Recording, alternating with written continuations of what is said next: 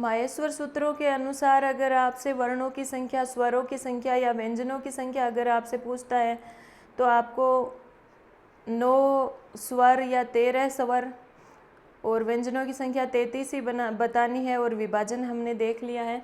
लेकिन कई बार आपको पाणिनीय शिक्षा का संदर्भ देखकर आपको प्रश्न पूछ लेता है, तो उस समय आपको क्या करना है? तो पाणिनीय शिक्षा के अनुसार वर्णा कति भवन्ति, पाणिनीय शिक्षा के अनुसार वर्णों की संख्या कितनी है?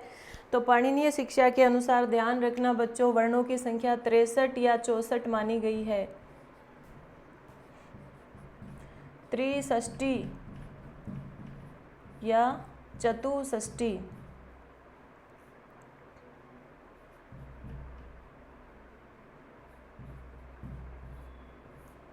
ये 63 या 64 किस प्रकार मानी गई है, 63 या 64 कितनी कैसे मानी गई है, ये भी हम देखते हैं। तो पाणिनीय शिक्षा के अनुसार स्वरों की संख्या कितनी है? स्वर और व्यंजन अलग अलग पढ़ेंगे अपन। पाणिनीय शिक्षा के अनुसार स्वरों की संख्या है 21 या 22, 21 या 22। अब ये 21 या 22 किस प्रकार से, वर्ण कौन कौन से हैं, कौन से स्वर हैं जो 21 या 22 हो गए? भाई हमने तो 9 पढ़े थे या 13 पढ़े थे। तो देखिए, व्याकरण की दृष्टि से देखा जाए तो स्वरों के 3 प्रकार होते हैं। एक होते हैं हरिस्व, दूसरे होते हैं दीर्घ, और तीसरे होते हैं प्लुत स्वर।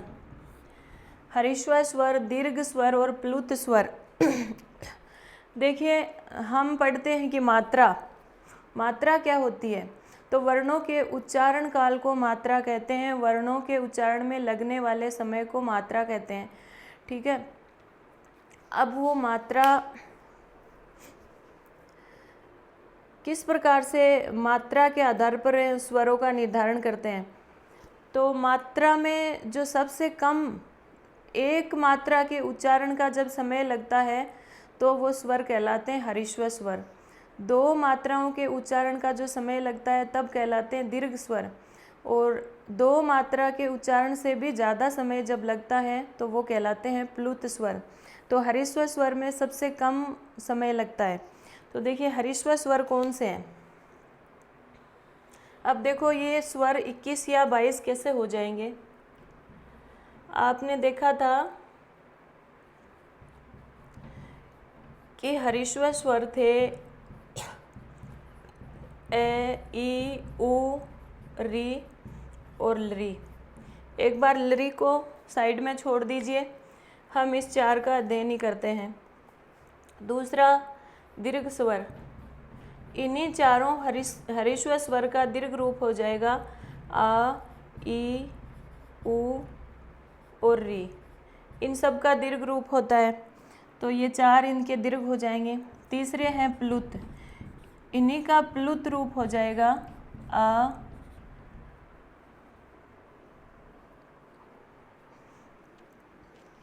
देखिए प्लुत का चिन्ह होता है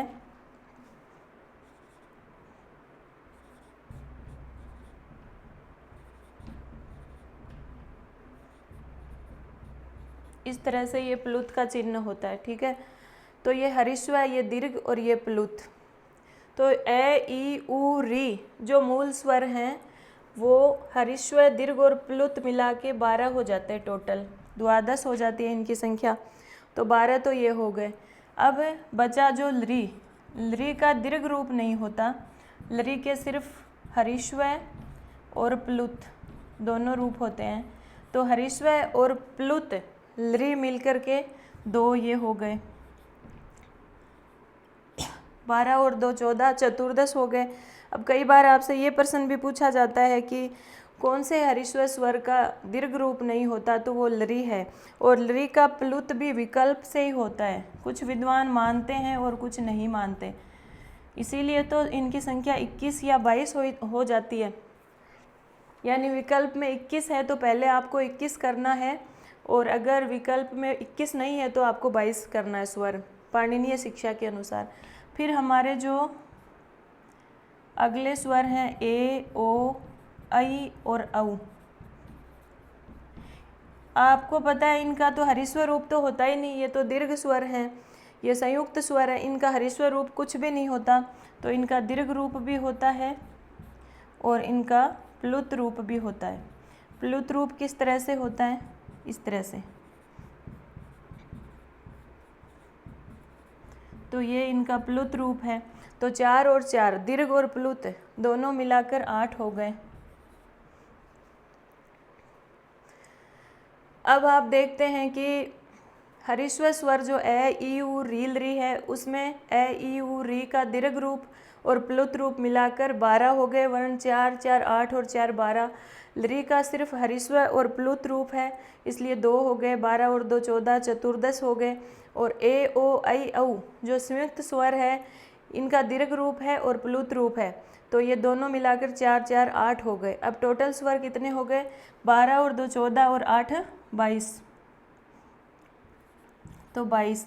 अगर हम लरी को प्लुत मानते हैं तब तो इनकी संख्या स्वरों की संख्या हो जाएगी 22, और अगर लरी को प्लुत नहीं मानते हैं तो 21 हो जाएगी। हमारा पहला ऑप्शन 21 होगा। ऑप्शन में 21 नहीं हो तो आप 22 करेंगे, ठीक है। तो ये हमारे हरिस्वर, दीर्घ और प्लुत स्वर तीनों मिलाकर स्वरों की संख्या हो गई 21 या 22।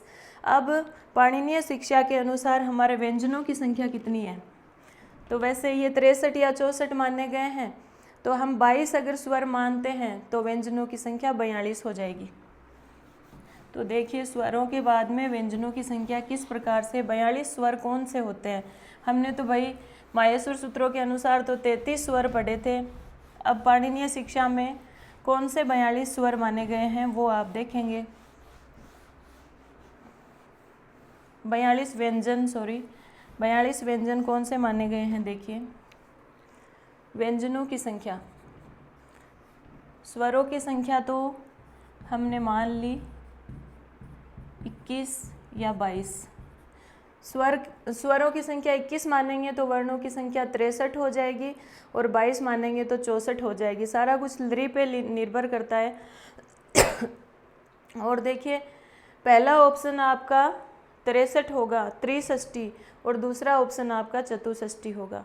63 मिल जाए, त्रिषष्टि मिल जाए तो आपको त्रिषष्टि करना है, और त्रिषष्टि नहीं मिले तो चतुष्षष्टि करना है। अब व्यंजन कौन से होते हैं? तो हमको पता है कि व्यंजन में स्पर्श व्यंजन 25 होते ही है। कैसे मैं तक स्पर्श व्यंजन 25 होते हैं। अंतस्थ व्यंजन 4 होते हैं, यह व रल है। ऊष्म व्यंजन 4 होते हैं, श और है। तो 8 और 25 33, तो ये हमारे हो गए। अब कौन से बचे जो हमें 9 और देखने। अब देखिए हमने पढ़े थे अयोगवा के अंदर यम वर्ण, कम, खम, गम, घम, उनको भी पाणिनीय शिक्षा में व्यंजन माना है। तो उनकी संख्या है 4। 25, 4 29, 4 33, और 33 और 4 37 हो गए। अब देखिए एक हमारा अनुस्वार, एक हमारा विसर्ग, इन सबको व्यंजन माना है। मतलब इनको अन्य वर्ण माना है। व्यंजनों के अंदर अन्य वर्ण मिलाकर कुल मिलाकर कितने वर्ण माने गए हैं देखो। इसके बाद एक हमारा जिह्वा मूल्य, एक हमारा उपदमानीय,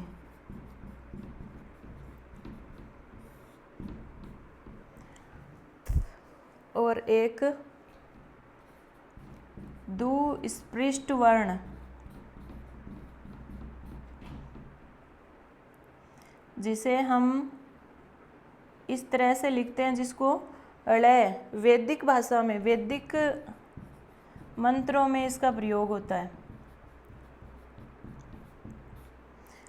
तो इस प्रकार से हम देखेंगे कि 25 और 4 29, 4 33, 4 37, 38, 39, 40, 41 और 42 ये अनुस्वार, विसर्ग, जीवामूल्य, उपदमानी और दो स्पष्ट वर्ण, इन सबको अन्य वर्ण माना गया है।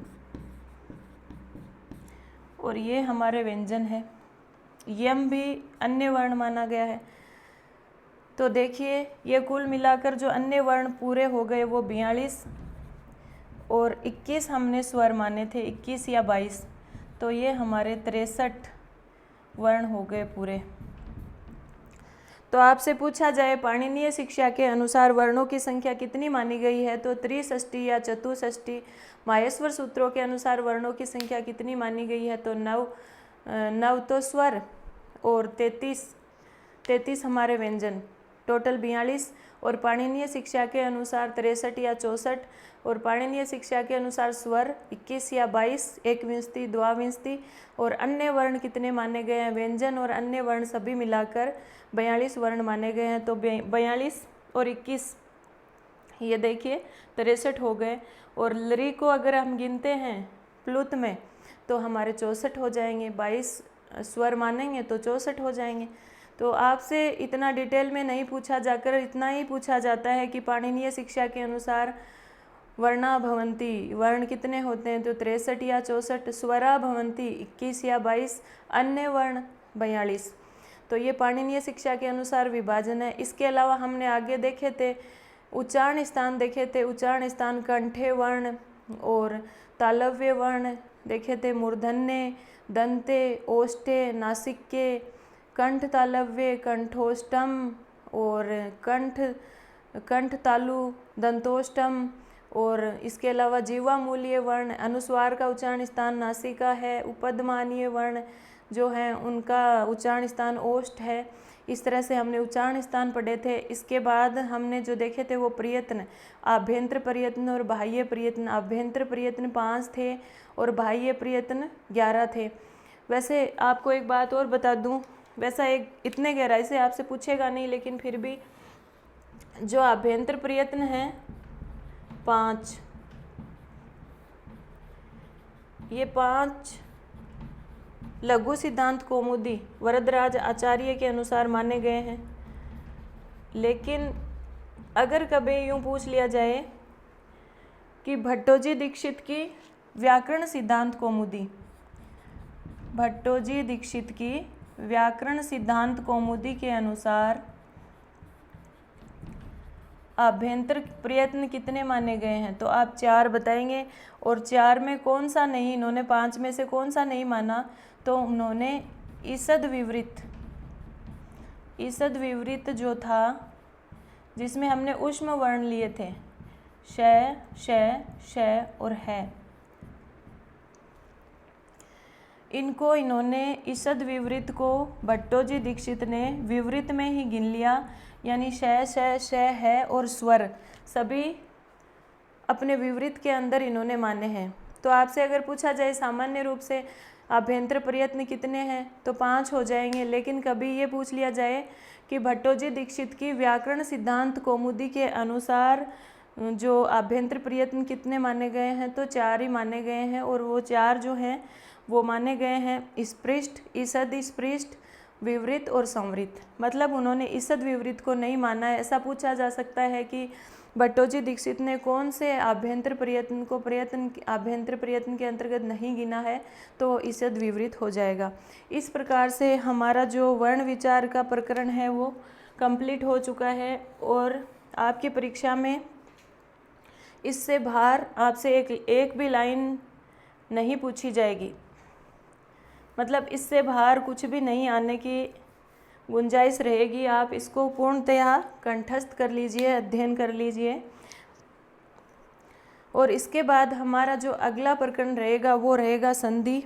तब तक के लिए जय श्री कृष्ण।